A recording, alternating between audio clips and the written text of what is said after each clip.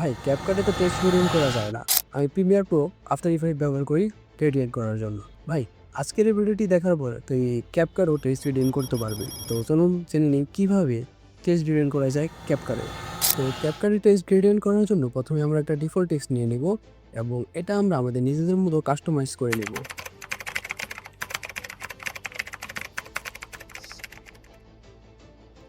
এবং আমরা এটার ফন্টটাও চেঞ্জ করে নিই। আমি এই ফোনটা ইউজ করব এবং আমি এটার সাইজটা ইনক্রিজ করে নিলাম। ইনক্রিজ করার পর আমি এটাতে একটা অ্যানিমেশন ইউজ করব। তো আমি সিম্পলি এই অ্যানিমেশনটা ইউজ করি। দেন আমি এটাকে একটা ডুপ্লিকেট লেয়ার করে নিব।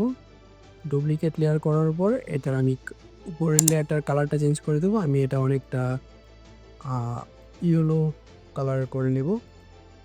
দেন ইয়েলো কালার করার পর এটার আমি একটা কম্পাউন্ড ক্লিক করব। দেন কম্পাউন্ড ক্লিক করার পর আমি ভিডিও থেকে মাস্কে যাব। অ্যান্ড এখানে অ্যাড মাস্ক থেকে স্প্লিট ইউজ করব। ও আমরা যেই টাইপের গ্রেডিয়েন্ট ইউজ করতে চাই না কেন আমরা সেই টাইপের রোটেশন করে আমরা গ্রেডিয়েন্টটা ব্যবহার করব। তো আমি সিম্পলি এইভাবে গ্রেডিয়েন্টটা রাখলাম জাস্ট দেখানোর জন্য। তো এভাবে তুমি খুব সহজেই ক্যাপকাটে টেক্সট গ্রেডিয়েন্ট করতে পারবে।